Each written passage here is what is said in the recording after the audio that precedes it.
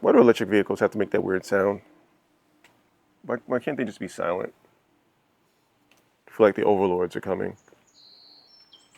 Anywho, so it's been about 6 months since I started this channel, and I can confirm that the thing I hate the most about making videos is color grading. Mainly because I'm not very good at it at this point. My first video I shot entirely in black and white so I can avoid having to color grade at all, because color grading it kept me from starting my channel for a smooth 2 years. My second video I shot on a Leica Type 109. I think it was like maybe the first deluxe. And I did that in part because I couldn't grade that footage. If I tried to do anything on that, it would have been a hot mess. So what you got was what you got. So I spent a considerable amount of time, money, and energy trying to find either a LUT package or some program that would make the color grading process simpler, more enjoyable, and at least enough quality to not feel like I was embarrassing myself, and enter Dehancer. Now, before I go any further, this video is technically sponsored by Dehancer. They gave me their software to review, as well as an affiliate link, which will be in the description if you're interested in picking it up yourself. However, they have not seen this video, and they were very much upfront about wanting to hear the good, bad, and the ugly about my experience with the program. So take that for what it's worth. TLDR, I like the program a lot. It will be in my workflow for the foreseeable future. There are a few things that I don't love about it, and we'll get into that. But beyond my needs, I was curious how well it worked in a professional setting. So I asked my buddy Chris Francois, who is a full-time cinematographer and DP, to play with the program as well and give me his feedback, because I wanted to see how much I can grow with Dehancer as one of the main things I was using in my video editing and color grading process. Because Dehancer's not cheap, and we'll get into that as well. But if you're going to invest a decent sum of money, even with my affiliate link, which will get you 10% off, you kind of want to know that this isn't going to be a flash in the pan and you just didn't spend money unnecessarily. Chris and I also went out and shot clips on several different cameras just to see how Dehancer handles different codecs and different sensors and how close we can get them to match. If you are anything like me, you discovered the hard way how difficult it can be to get a Osmo Pocket 3 to match an A7 IV. And if you can eliminate that friction, it just makes projects so much easier. So we'll get into all this stuff. Hopefully we answer all your questions. And yeah, let's get into it. Hey, what's up, everybody? Future Shane here. Two things real quick. One, you will hear me reference a walkthrough that Chris did on Dehancer. It's not done yet. I've seen bits and pieces of it. It's really, really good. However, he and his wife are new parents, and they're going through it. So we're going to give him some grace. As soon as the video is ready on his channel, I'll let you guys know. I think it's really, really worth it. If you're using Dehancer or you're thinking about using Dehancer, the walkthrough will be really helpful. The second thing, I was going to clip up our conversation about Dehancer and condense it for this video and possibly put the full conversation on as another video. But it's so packed with goodness that I couldn't figure out what to cut. So I'm just putting the whole thing on here, which means this video is going to be about an hour long. It's worth it. You can scrub back and forth and kind of find things that work for you. It's crazy, but it's worth it. But again, long story short, he and I are Dehancer fans. There's some things that we wish it had and worked a little differently, but overall, Dehancer's a good look. Thanks for watching. Peace. Okay, so we've discussed what Dehancer is and what it does. You did the full walkthrough. Thank you very much, because I don't think I'd pull that off at all. I actually brought you into the video because, like, I just knew I was going to like skim past it and not do a great job, but thankfully I have your nerdiness to step in on. And I think we also give a good sliding scale of noob, hobbyist, semi-professional to full-on professional, like pay the rent with your film work. So I think that conversation is great. First off, your overall notes on Dehancer. Well, how are you feeling about it after we've had it for about 2 weeks now? Yeah, I mean, so far, I kind of love it. I think the verdict is still out on a few things, but just like first impressions, coming from someone who would have to hold like a full folder full of grains, have to do gate weaves in After Effects, have to, figure out the exact like colors in shadows and highlights just to emulate film, only to just be like, I did it too much. I need to tone it down, or I didn't come from the right like inspiration. This is something I can do within minutes. I can just choose my camera, get right into the film look, and call it a day. And how representative do you think this different film looks, the grain, all that is to actual film? Like we understand that you can't be one for one. Like it's never going to be a perfect match. But on a scale of 1 to 10, how close do you think it's hitting if you dial in your settings appropriately? So first thing I would say is, unfortunately, the only way to get the film look is to shoot it on film. Right. Let's just get that out of the way. Right. I don't want anybody coming for you in the comments. I don't want anybody to find me. Anyway, it's fine. They're going to come for you anyway. Yeah. But like, we said it. I'm a shill now, so that's what it is. Exactly. So, discretion aside and all that, we said that. Mm-hmm. So, with that said, I actually went through the process of using AI to pull references from other films to see what kind of film stocks they use, what kind of print emulation, like the end process of the print that they used, and then like kind of used, AI and I guess science, better math than I could come up with to figure out the levels for halation, bloom, grain, and all that. And I started to do a couple side-by-sides to see how much it looks like film. Mm-hmm. I don't personally have a film camera at home other than my Super 8, but I would say at least 80%. I would think most people are not going to tell the difference. Mm-hmm. And in most applications, as far as, the cost of film itself and the cost of processing film and the time, and as well as the variables of it actually getting it correct in camera, the extra 20% isn't worth it for me. Right. It's funny. I think we talked before about in different areas where that extra 20% is to impress other photographers and other videographers, and the general public does not care that you have round bokeh bubbles as opposed to like oval cat eye. Dehancer said 20%. You're absolutely right. It's that same kind of effect. And for me, coming from a noob situation, I said this earlier, I probably didn't start my channel for at least a year or two, just because of color grading. We also talk about sound being king. For me, color is a second.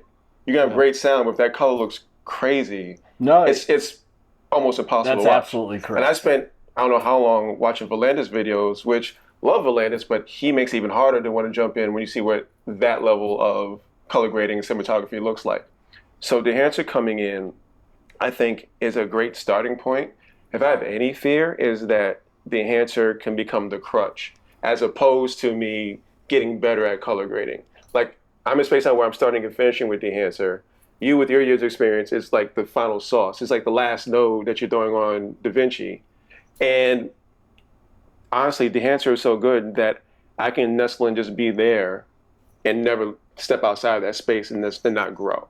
So I'm more so trying to figure out what the transition is from like just slap Dehancer on there to like using it less and less and tweaking it and learning how to really manipulate it. Because that's the thing too. When I first went to Dehancer, the first thing I did was use the default settings, like default grain, and it's heavy-handed. Yeah, it's super heavy. Yeah. So by the time you put in all those layers, it looks like you're trying to figure out who shot JFK. It's a little too much. And even with like the mobile devices, I tried it on my phone, that tiny screen. By the time you export it and look at it, like even on the iPad, it looks nuts. Yeah. So it's really just trying to figure out, Dehancer is great for me now. How do I make it so where it's still great, but I'm also growing? That's a good question. I think what you touched upon before that I find is like the main point to speak on is how it can become a crutch. Mm-hmm. And I think the same could be said about LUTs in general. Mm-hmm. I think for a long time, people just bought LUTs, slapped them on, called it a day. And even the way they were using LUTs, which this could be a conversation for a completely other video, is how to properly shoot for LUTs. Right. Some people use LUTs as fix it in post, mm-hmm. Which don't ever say that on set. don't ever say that unless there's a volume mm-hmm. and there's green screen everywhere. But I think if you use LUTs properly and you monitor with that LUT and you know that your end product is the same way and that everybody involved knows what you're shooting for, you're also able to expose properly. With that said, unless you're paying for the pro program, you're building out your full color pipeline, and you're strictly keeping it to just Dehancer as what is getting your Rec 709 conversion and your look. You have to export it and then throw it onto the mount, which becomes this whole process that, like, to be frank, the person who's picking up Dehancer probably doesn't want to mess with all that. They want something that is kind of like their LUT. There's something that they can slap on. So it kind of puts you in this place where you get almost like shoved into this clutch box where you just have to do it that way. My answer to that would be start small. Like you said before, when you throw Dehancer on, it's super heavy-handed. Everything is turned all the way up. Yeah. And when I started doing research on other film stocks and how they were used in films, like for instance, Interstellar, I was like, oh, I would have never thought it was shot on film. I actually thought it was just shot on digital, and they just kind of added those features after. But when you really start looking at some of these shots, you notice the grain, you notice the bloom, the halation, and it's like, okay, let me look at this side by side with some of my shots. The level of grain and the level of halation and bloom is so low that it's that subtle 10% that makes a difference. So I would say throw all of those toggles down and slowly inch up one portion or one toggle by toggle. Right. So start with halation, then go to bloom, then go to grain, because those are like the three most noticeable effects that you can put on, and then slowly start messing around with the other stuff, because like stuff like the color head can really start shifting the end look, and exposure on the film print there's a lot in there. I mean, so one good thing about Dehancer is they have a really thorough walkthrough about what each of the pieces are. Should have watched that. Yeah, or read it. I went through it, and initially I went cold just to see what the difference would be. But they lay it out pretty well. The YouTube channel also doesn't have a ton of walkthroughs, but they have enough to kind of explain just the concept of what things are. Even if it's not necessarily how to use it within the program itself, which I thought was helpful. I actually watched one DP's walkthrough of Dehancers from New York before you had sent me the video. So like I had seen some of those features, so I did the 90s thing where you're just like, I'm building this with no direction. Right, yeah. Like I don't need this. So,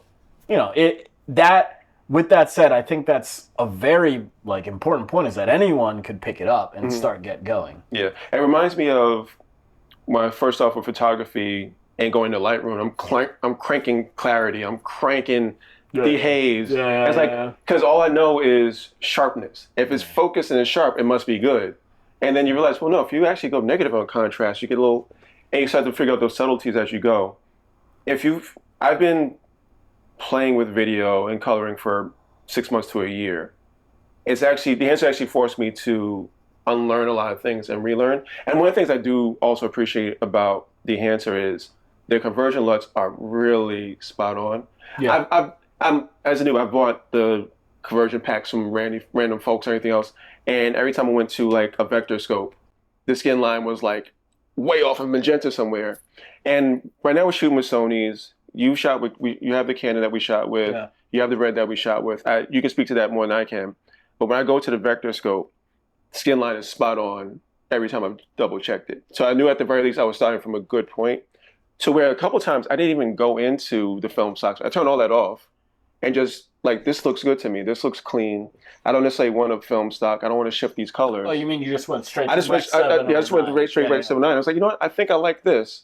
And maybe from there, I might have tweaked on the wheels a little bit. Yeah. So I think that, going back to what I was saying before, that might actually be the way to go, the good way to start, like moving back from Dehancer, even as you use it more. Is just do the conversion and then play a little bit from there. No, absolutely. I think if you're watching this and you're coming from more of a node-based structure, the way that I've been like dipping my feet in the water of Dehancer is, at first I just like one node, all of the features, but now it's like halation's a node, gate weave is a node, grain is a node, bloom is a node. So even the Rec 709 conversion will be a node. So if you start working in that way, you can see how every individual feature is contributing to the overall look. And I think just practicing that and altering that is the best way. And for me, this goes back to like when I first started shooting photography. My favorite thing to do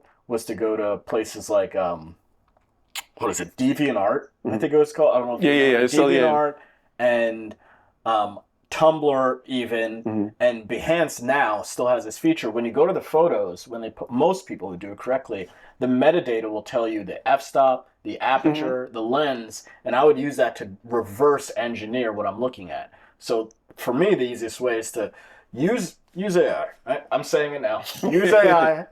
To learn, not to learn, create. not to create, to learn, to use it to gather information quickly. So Right. what I use it is for research purposes. I'll be like, hey, what was Oppenheimer shot on? What is the lens? What is the film stock? What is the time of day, location? Make suggestions that I could shoot. What are budget lenses? All of that stuff. And I'll just spit everything out. And then I'll use that to reverse engineer the look. And I think that's the best way is by comparison, usually. Right. Because for me, color fatigue is a real thing. You start messing around with those toggles, after an hour, green looks like teal looks like blue, and you don't even know what you're looking at anymore. Yeah, and it's funny because we both were Premiere guys. You went to DaVinci, I went to Final Cut. Just because, again, the node structure was more involved than I was ready to be just yet. So I'm on Final Cut, and I'm cranking sliders back and forth. And sometimes I'm cranking to 100 just to see what the thing is to pull it back down again.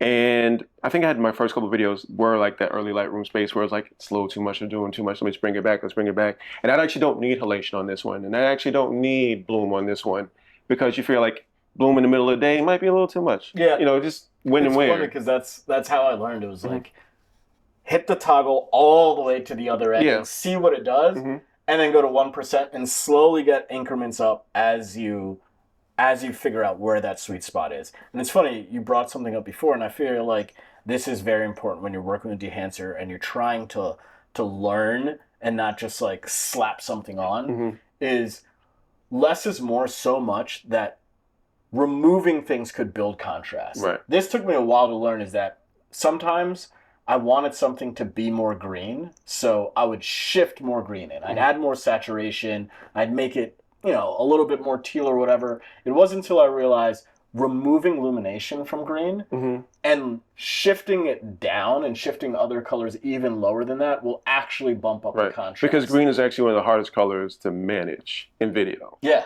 So having that ability. And I like green. Like the shot I have on the porch for the opening with you, like that shifted green as well. And there's something about that green actually, as a choice, if that's your choice, which it tends to be for me, it's fine. But if it's something that you're trying to sort of figure out, you're right. It's hard. It's never about the saturation. It becomes all the colors around. Colors around it, the supporting colors, the illumination of that green. Hey, everybody loves some David Fincher vibes. You know, I love me some Fincher. Yeah.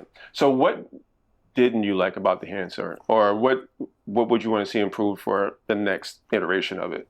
Okay, I don't have it right in front of me, so I'm kind of going from memory here. There's a specific, I want to say it's the color head and the film developer portion. You can shift from like cyan to teal or whatnot. You can shift the colors, but I want to be able to shift them locally within shadows, highlights, and because it works too globally. Right. Unless there's like another feature So there was a mask feature that I never quite figured out how to nail or work with, because when we hit mask, everything just blacked out. So I'm not sure if you were supposed. Oh, is it color dropper based? So I was thinking, I never got a color dropper. When I hit mask, it would black out completely. So I might have been doing something goofy. I might have to go back and test that. Yeah. If someone knows the answer to this, please drop some comments. Maybe I'm just somebody from Dehancer's in there like, you stupid mother. We told you in the tutorial. Right. No, we obviously can't read. But that is a feature that I think like it to me it's useless because why shift things globally, right? You know, and to such an extent, because once you shift one way, you're shifting away from the other direction. It feels like a white balance trap, like your white balance is off, and now you try to recover each individual color in the process. Oh yeah, it's like if you've ever shoot in a mixed lighting space and you have like purple over here and blue, and you try to color correct, and then suddenly it's right here, but the hair is off, and the room is orange. It feels like that black hole where you're trying to create that space. Like, so here's a feature where you might be able to figure that out. And but hey, this might literally be an inherent I don't want to say shortcoming, but characteristic of film. Mm-hmm. Something that I personally just don't know how to navigate right now Right. because I don't have an extensive history of shooting in film. Mm-hmm. So that's one thing I didn't like. Um, there, I feel like there was something specific to the like when you hit Rec 709 for most cases. I feel like there maybe it was just me and some of the things that I was using. When I was using it on Canon, there was like a distinct color shift, which meant that I always had to color correct When you every time I shifted. when to you Rec chose the 709. camera, or when you just hit the generic 709? Because it's a generic 709, and then Yes. you choose your camera to get to The 709. generic 709. The generic 709, just I got a complete green cast every single time. Every single time? Yeah. Okay, so that's and like once again, that could be film inherently, that could be the default settings. Well, the other thing too is I don't know how you make a generic 709 when you have 1,000 cameras out there. Exactly. It's Well,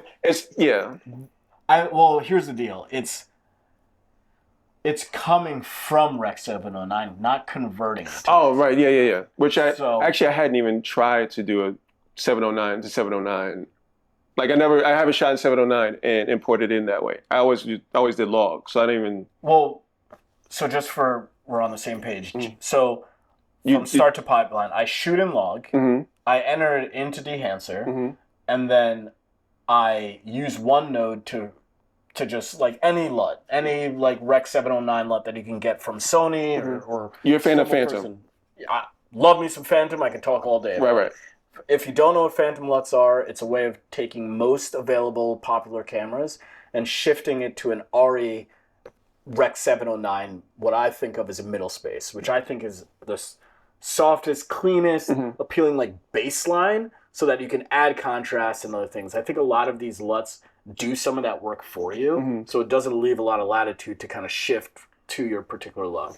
Look, all right, that being said, I'll throw on, let's say, Phantom LUT for the sake of this conversation, and now it's in a Rec 709 space, specifically the RE log Rec 709. Then from there, when I throw on the Dehancer on the node, I'll start from Rec 709 because now it is reading it from a Rec 709 space. You could also do DaVinci Wide Intermediate or ACS, but that's a whole nother So basically, rabbit hole. It seems like Dehancer's interpretation of Rec 709 is a little bit off. Because in my head, if you select Rec 709, it should do nothing. It should it shouldn't change it at all. And like I said, there are possibly default settings that are just in there that shift it correctly. Like generally there are a lot of times where I'll just like reset everything straight top to bottom and I'm like, okay, this is fine and I'll work from there.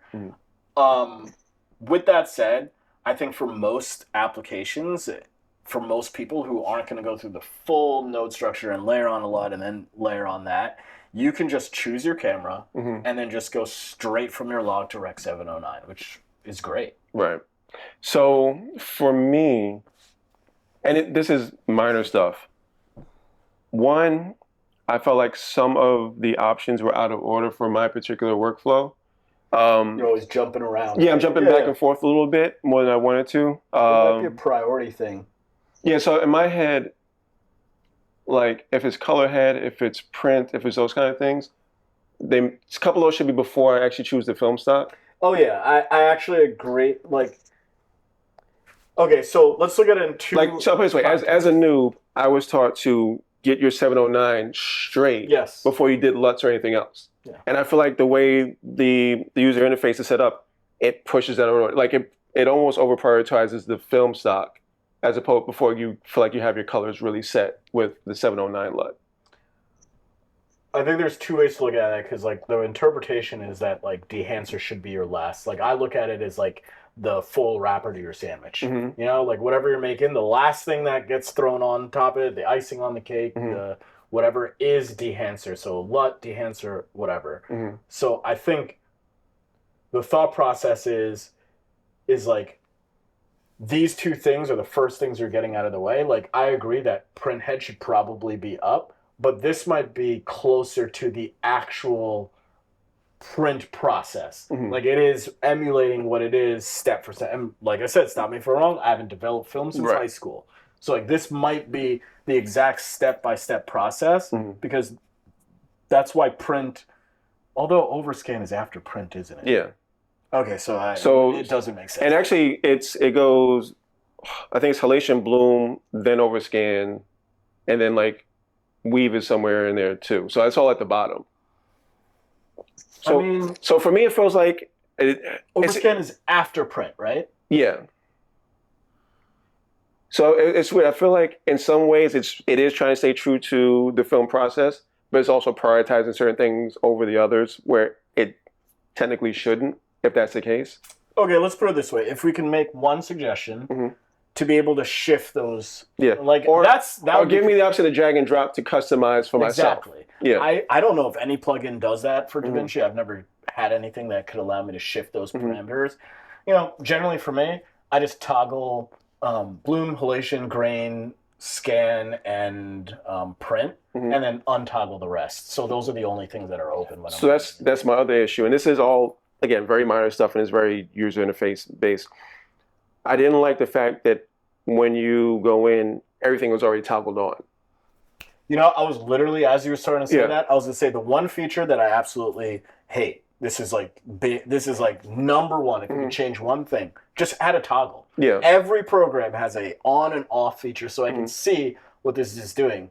It would save me the time of separating everything into specific modes. So it's both those things. Just give me a global toggle on and off, and don't default to everything being toggled on. Because when I go in, it's already set to the default Rec 709. There's a film stock picked, and everything is run through. So I have to go down to the bottom, unclick everything. And this is for, depending what you're doing, that would be for every clip. It's very rare that you have unless you're doing like an hour-long podcast, we have like one long clip you get done. No, it's every single clip I have to do this for, and then I'm matching and all the rest of it. And let's put it to the test of an actual workflow. So like I started re-editing a few projects. I picked a wedding video, this live concert event, and then I was going to pull some interview stuff. I haven't gotten to the interview stuff, but the live event, it's a lot of like, it's a scissor reel. So it's bouncing it around. It has almost like a mixed media feel, but there is moments that you can like shift from techniques and perspectives and all the frame rates, all that stuff, right? Just like that new, faster edit. Now, with that said, you're not going to use the same application for all of those. You might use an overscan for the third clip to add some variety. You good? Yeah. You might go grain, and then there's a shot that you really want to make sure that's clear, and there's absolutely none. Or, for example, I was just watching Andor. I don't know if you're watching Andor. Yeah. Amazing show. One of the best shows on TV, hands down. There's a specific scene that stuck out even to my wife because she's through osmosis sucking all this in.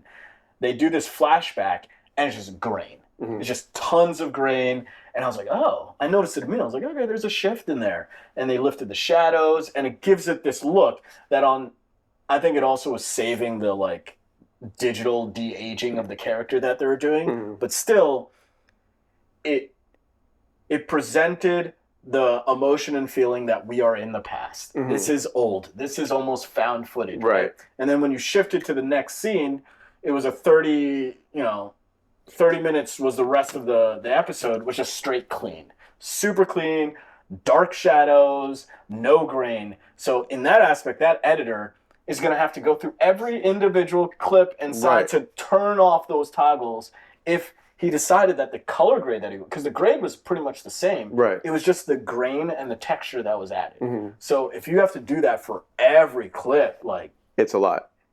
No. Yeah. And again, just like you said, the universal toggle is to make sure that certain things are right as I'm going through, and just really seeing what compounding all these things at once looks like and does. And like I said, don't get me wrong, you could go the long way. You can separate everything into its individual, what do you call it? Nodes, per se. And there is toggles for each one. Like you just enable or enable it. But not everything has the same. And again, that's only if you're coming from DaVinci. Me coming from Final Cut or somebody coming from Premiere, we don't have that option in the same way. I do have to do a quick dive into Actually, I mean, technically I could have 9 Dehancer levels on my Final Cut Pro. Yeah, just adjustment layers. Yeah, but tracking that, it can be done. I mean, personally, the way I used to work is in Premiere. And just for the sake of this conversation, I was original Final Cut boy. Final Cut 7, one of the greatest editors there ever was. Then they switched to 10 and turned it into iMovie Plus, and I haven't touched it since. And now, after using Premiere for like forever, and even before Final Cut, love it. DaVinci is my home. It is. If you're into color grading and if you're into this video and you're watching this answer, that is where it's at. But in Premiere, to go back to that, the same way you would run it with Final Cut, you would always run with adjustment layers. The top layer is your final look, and then everything under that is your layering of the cake per se. So there is that option. It's just messy. Yeah, and it brings up another issue. Render times, and the fact that it's a resource hog. Yeah, I mean, I just wish that there was just a global switch that made things a little easier. I know you can just enable it and go and separate them into nodes or separate them into adjustment layers or whatnot. But I think the crux of this conversation is time is money. Dehancer is trying to save you time. Right. Spend a little money, save a lot of time. Well, it's a split. It save you time, and for me, it's more quality than time. Coming from a space where I'm in, because I'm not meeting client demands. Yes. For me, it's can I get enough quality so I'm not embarrassing myself? You can get the quality, but you need your time back. I think to touch on that a little extra is that I think Dehancer gives you I don't want to say like a democratization of the color grading process, but when you just color grade at home by yourself, you have no idea if you're color fatigued, if you're hitting the right thing, if you are colorblind, if you're working with something that makes sense. Like all you're left with is vector scopes and you know what I mean, and just like the wheels to figure it out yourself and histograms. But if you're running from Dehancer, you know that you're using the exact same print that was shot with Oppenheimer. You're using the same print, the same just. Those are things that I think is more important because like you're not just like some guy who cooked up some some bath moonshine of a LUT for yourself. Right, because that goes back to what we were talking about before we were recording. I've used film emulators before that really were just glorified overlays that weren't really interacting with the video I shot. Dehancer, to its credit, is working with the lights and the shadows and the highlights and different things and responding accordingly, as opposed to like we're just gonna slap some grain on here and run. So here's something to keep in mind. So generally, if you're going to make grain or some, like gate noise, whatever it is, add texture, let's say it's specifically grain. What I would do is I would take a cinema or film camera, I would put the cap on, turn it on, throw the noise all the way up and record it. And then that's what you use to overlay it. The problem with that is let's say you didn't black balance your camera correctly. Let's say you didn't white balance your camera correctly. Let's say it shifts in one direction or the not. That means whatever image that you're getting and overlaying over your image, it's gonna slightly shift it. And that comes with any type of texture overlay. You're expecting that the person who's creating this emulation is coming from a perfectly neutral ground. Which inherently is why, no LUTs are the same, no matter if everyone's just like, it's a Rec 709 film LUT that looks like Kodak Portra 400, but it's like, it's not. Yeah. And it's funny. So the fact that Dehancer is as, I'm going to say mindful as it is with the different grains and different options, creates a space where I shouldn't be able to call it a negative because I understand what it's doing in the background, but the resources that it takes up in processing. Now, I'm coming from a space where I'm using a base model M4. And God knows, that alone shouldn't allow me to complain. But what it does do is kind of display what level Dehancer is looking at as his baseline client. And it's not really looking at somebody who's coming with a base level computer. They're assuming that you have a certain level of computer, whatever. Yeah, I mean, and again, and to be fair, I'm talking about, when I'm scrubbing, I'm getting some drop frames and the render is probably proxies. Right. And the render's taking a little longer than it would have otherwise. So it's one of those things like that part is okay, but it's also doing it because it works. And I think for me, it's only like something to bring up because, again, if you're coming into this brand new, I've been shooting for a month and I'm using like what I have available, it's actually not time for Dehancer yet. No. And that's, I mean, I think you should speak on the iPad portion of it. I don't know if you've done video editing on that, so like I don't know how resource or even usable it is. So I've used the mobile apps, which I love the mobile apps. But when I use it on my iPhone, I have an iPhone 16 Pro. The phone physically gets hot if I'm rendering a video that's a couple minutes long. Like I have to put it down. And that's when I first honestly realized how much it was taking up resources because I have a terabyte phone. The RAM is the RAM, and it was cooking. Yeah. I've done the same thing on my iPad and haven't had any issues, and it's an M1 iPad. Okay. So some of it's just the physics of the size and the thermals that happen. Yeah, that makes sense. But that was the first indicator, like this thing is chugging and it's working. I do, again, love the mobile apps for when I'm doing something in terms of social. If I'm putting up a reel or a TikTok or whatever, I can just on the fly and have the same look. If I nail down what my Dehancer look is for my YouTube going forward, I have that exact same look available on my mobile devices going forward as well. So I can maintain that same look. I'm not having to come home, export X, Y, and Z. Because I don't produce my reels. I don't overproduce my reels. I don't do cuts or anything else. Like I'm a talking head for a minute and a half and I fire it out. So that was also really nice. But yeah. Oh yeah, I was gonna say something to that. First, I would say I'd be curious about is take the same clip and import it to your iPhone, iPad, your computer, then my computer, and see what the render out times are. Right. Just to see how long. And to be clear, and just for you're still on the Windows computer, or you're on the Mac now? Okay, I do have a Windows PC. You're a studio. You were in studio. MacBook Pro. MacBook Pro. Okay. Yeah. So I would say I'm curious to see what the render times are. Just to see what the difference are and see if it's actually usable because I've had situations where I've been on a shoot and I'd love to just have my iPad. Right. I personally think that when it comes to editing photos, there's no better device than an M1 iPad. Right. The feature set for specifically Lightroom and Capture One speaking, it's built for that. Speaking of also, Dehancer, please make LUT export available to us. Like everybody, just give it to us. I understand that you have to nerf certain things for your scaling, but not the LUT export. Yeah, I was really disappointed about that. Yeah. And here's the thing. I'm just going to touch on that right off the bat. For this to work for professionals, that is probably the biggest feature that is necessary. Like, what's the point of having a LUT or having a look if I can't monitor it while shooting? Right. It's essentially pointless because I'm just guessing and checking on the day, which if you're doing this for money, that's just not acceptable. Yeah. If you're just shooting stuff for social or for fun and you can redo it, that's fine. But if there are people on set that are getting paid to get the job done, and you go back and you're like, whoops, underexposed by 4 stops, you're done. And that brings us to price because there's a tipping point for professionals to where I can justify the price to get that last feature versus not. And Dehancer's not cheap. No. Before we get into the price, because I forgot the price, and you're gonna have to remind me you're shopping me.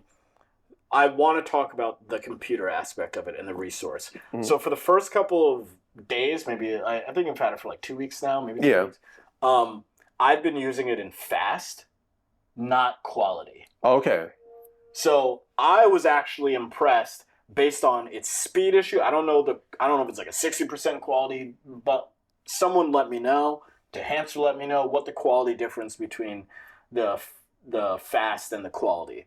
That being said, when I did hit quality and I went to export, there is a noticeable difference in export. It is more resource heavy to the tune of like what I would compare it to is if you're on Premiere. If you're using denoiser, the plugin, you know what I'm talking about? Yeah. You probably know what I'm talking about because you don't actually use it. Right. Because if you know what I'm talking about, you've used it once or twice and like, nah, I'm good. Nah, I'm good. Like 2 second shot, sure. I'm not trying to walk away for 45 or even minutes. Catalyst browse. Yes, exactly. These are the things that like, they do the job, but go get a sandwich, go get coffee, go get a lunch, Yeah. whatever it may be, and your computer better not Yeah. it better be plugged in. Yeah. So With a couple fans pointed at it. exactly, and it'll kick on. So with that said, I want to do a few more tests, but I think I forgot to mention I'm running a M3 MacBook Pro. I'm sorry, M3 Max MacBook Pro 16-inch. I spent a hefty price on my MacBook. And I also have like a big RTX Windows PC rig that, you know, I wouldn't say, unfortunately, it's comparable because I spent a decent amount on that rig to only get a MacBook 2 years later that just washes it. Right. Just runs it around the block. This computer still has some... It's chugging a little bit. chugging. Like, I don't have any drop frames, which is great. Except for today, I was like, let's really push this thing. So I took my R5 out and just started shooting 8K anamorphic. And I just started layering as much stuff as I could. I can't actually play it back. Like, it just won't play back. And that's surprising because I've never... That's with Dehancer or... That's with Dehancer. And so what happens when Dehancer's off? How is it? It's still working. It's still working. It's like jittery. Like it's not good. We're definitely drop frames, but I'm talking. It just does not work at all. It's like I had to export it before I could see what it looked like. Right. So, mind you, don't shoot 8K. There are plenty. Right. If one of my clients are seeing this, hey, you've gotten 1080. It's happened. Right. Everyone thought it looked amazing. No, you sure you don't edit that part out? Hey, you don't know which client it is. Right. You don't know which client it is. I'm just saying. But again, it's that catch-22. It causes things to chug because it's working on a level that other apps in my experience just aren't. Yeah, I've tried plenty of different plugins, you know, in After Effects, and they all just kind of I've always lived under the thought process. This is like more of like a VFX mindset. It is way better to just learn how to do it from scratch because whatever you're emulating or whatever plugin or app or shortcut is always going to be limited. It's always going to leave you in this place where it's like I have to shift this or make this from scratch. I haven't felt that from DaVinci. Right. I mean from Dehancer. And I think that's the thing too is a lot of times we have these wish lists of what we want add-ons and apps to do and we don't balance out with the cost of it doing it. We're seeing with Dehancer, you want this to this degree with this much control, it's going to cost you this much of computing power. So, again, it's not a negative, but it's something to be aware of as you're going in. If you're coming in with a lower level consumer-based product, like don't get Dehancer with a MacBook Air. Yeah, it's just it's going to explode pretty much. But that part is that part. I think most, and this is like a whole nother philosophical statement here, but I think the process shouldn't stand in your way. It should be as seamless and effortless and just get you as quickly from ideation to creating. So with this, I feel like that's kind of what it's doing for you. It's stopping you from going through all of these like channels and you know, I'm never looking at my folder of grains again. And I am happy for that. I mean, we talked before when we first got the thing. My LUT packs are all over the place on my computer. I can't find half of them. When I go to the list on my Final Cut, there's like 9 folders and there's redundancies and all these things. In theory, even though there's a part of me that cringes, I can wipe all those off. I want to point something out because I think this is super important. I guarantee a large majority of those LUTs are just trying to emulate film. Like so many of them are just they took this inspiration. Fujifilm. Exactly. Yeah. So like, yes, you probably should because most of them, and no offense to whoever made these LUTs, they're most likely not technical. A little bit of a fit. Yeah, they're most likely not technical. Yeah. They're most likely not built from a true. None of these guys actually have, you know, 65 RE65 just like hanging around so they can test this stuff. Yeah. So I think, or any kind of film camera just hanging around in their basement. So I think Dehancer's, it's a no-brainer when it comes to this. 100%. Get rid of those LUTs, bro. Get rid of them. It is a no-brainer, again, except price. The price. So I'm gonna run it down for you. And this is where you have to make this is where the decisions are. Monthly, it's $59 a month. 3 months is $149. A year subscription is $299, and lifetime is $549. That is so. I when Dehancer reached out to me, I was like, oh yeah, I actually had wanted to try Dehancer because I saw they were sponsoring somebody else's video, and I was like, I can't remember why I didn't check them out. Yeah. I was like, oh, that's why. Yep. Yeah, $60 a month to up to $5. That's heavy. Honestly, I was just like, I paused my Epidemic Sound because I got a lifetime subscription to audio, which I love. I'll plug that. Please, audio, hit me up, guy. hit us both up. With that said, amazing. Specifically because I'm a STEM nerd. Like I need stems. Like Right. if I ain't got stems, I ain't coming. Right. I accidentally left Epidemic Sound. It was like $19 a month. Do you know how much I wanted to punch my computer because I forgot about How many months? Stupid 50. Oh no, it's just this month. Oh, okay. And I'll cancel it next month. But the fact is that like every little thing adds up. Right. Like the motion arrays, the frame IOs, the Google Drives, I mean, honestly, one of the biggest reasons I went to Final Cut is because I was trying to get off of the Adobe teat because that bill was adding up and adding up. And we won't get into the quality of the product because we're not going to do that right now. Yeah, I'm a student for the rest of my life. Yeah. So coming from a space where I'm trying to get away from subscriptions, Yeah. the closest I can come to that with Dehancer is $550 for the lifetime. With that said, do not buy the year subscription. That is such a... Do not buy the monthly. Yeah, no, we'll get into that. We'll get into that. Yeah. But specifically, Yeah. As crazy as it may sound, the lowest value on the chain is actually the yearly subscription. Because of the gap between that and the lifetime. Exactly. The gap is so short. Yeah. Buy it now because same thing that I did with audio and a few other, I have a few other like lifetime subscriptions, like, you know, VFX stuff, is yesterday's price is not today's price. So that thing is going to go up. And now here's the other thing too that I realized. Even me as a more casual, not full-time professional, semi-professional, whatever you want to call it, I've sold a print. I have done a singular shoot that would have easily gotten me my lifetime access, and I've been good to go. And again, we have to also remember, we're also talking about photo as well. So everything we're talking about with video largely applies to photo, but when you get the full suite, you have that across the board, which means your videos and your photos are also matching, which is great. I didn't touch upon that because I personally, I'm just stuck to the film. I don't have the photo version of it. I actually really want it because I think the biggest thing for me is I have a lot of projects where I am doing photo and video, or I have someone else who's shooting photo and I'm shooting video, and you want a seamless look for the entire project. Right. Or I'm a BTS shooter on set and they have a specific look that they want to match the film as a whole. Right. Generally, I'm picking a frame grab from theirs and I'm spending hours, maybe days, trying to finding the perfect, and they come back, it's a little blue in the shadow, it's a little green there, whatever it may be. And even again, you have the photo, you have your actual wherever's being shot, and your social media manager is doing the same thing because they're running reels off of the exact, again, give us the LUT export. But even minus that, yes. I can plug in those settings, I can jot them down, plug them into iPad, iPhone, whatever, and we're all matching. And that is a big player in the workflow. Yeah. Strictly speaking, like that is huge. It goes back to what I was talking about with monitoring your LUT, like huge.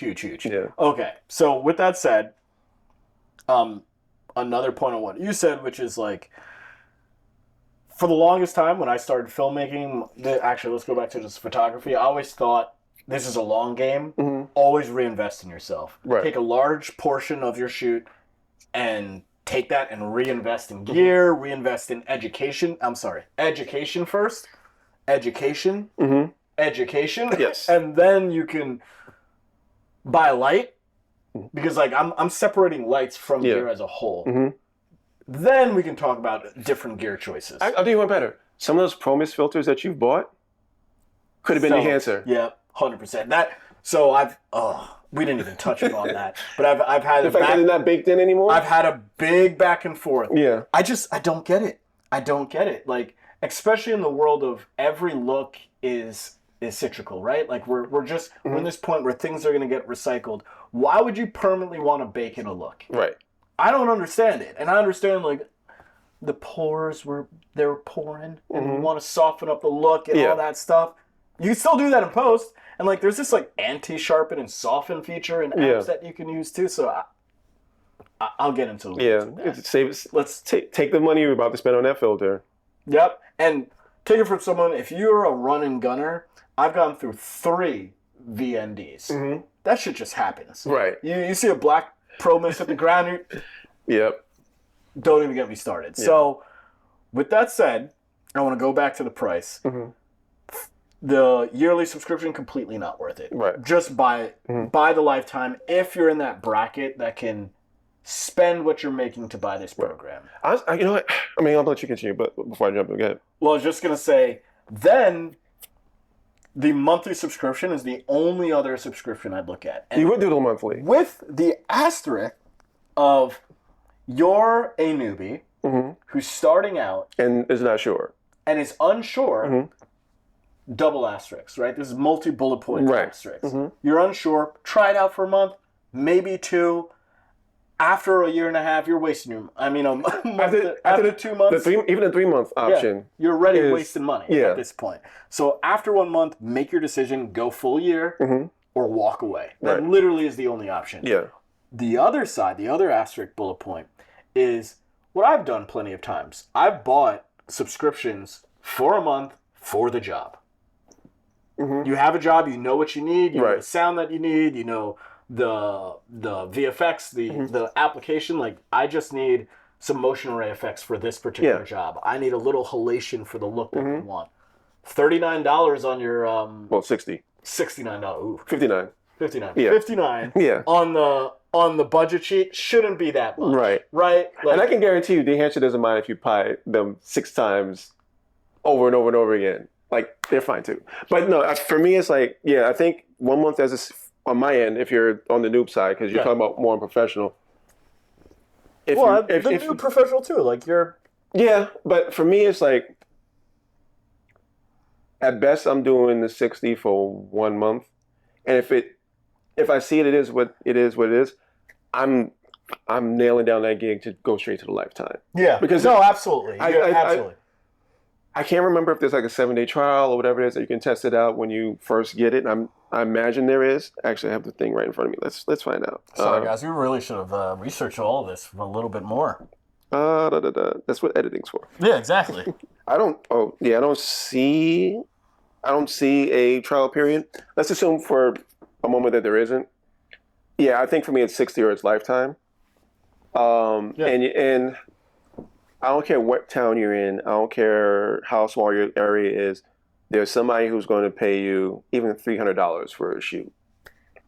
If this is something that you want to do long-term going forward, get those 2 gigs, working gigs, not memory. But get those couple of gigs out of the way and go for a lifetime. Because everything else, it's almost like Apple pricing. It's like, it's pricing just in such a way where it sucks you up into the stratosphere. Everyone's and you have to try and figure out how to fight your way back down. So that's where it's $59 or go for the $550 if you just decided it's for you. At this point, I'm a fan of Dehancer, and it's in the workflow for sure going forward.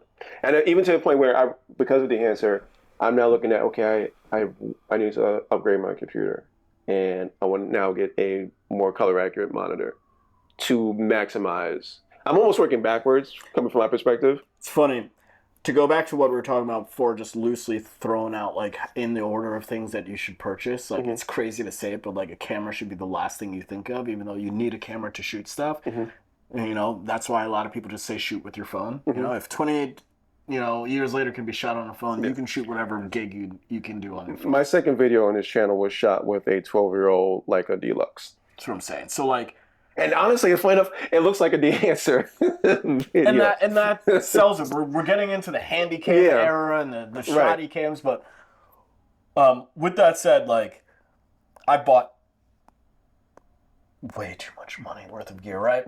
And there's always a piece or an item that I'm like, wow, I should have bought that 6 years ago, and it is the computer. Yeah. Like buying a computer that you can edit that glorious footage that you're trying to capture is pretty important, almost more so than any fancy lens, or because it's how you can edit it. So, I'd normally be like, hey, you're probably fine, but find out the limitations. Make it get to the point where you're make sure your specs match what Dehancer is doing. Otherwise, you're throwing bad money on bad. Exactly. It's what's the putting Goodyears on a Ferrari? They got to be Pirellis, bro. Yeah, got to be 100%. So yeah, with that said, like for me personally, I'm hoping someone hooks me up. That's what I'm hoping. But you're such a shill.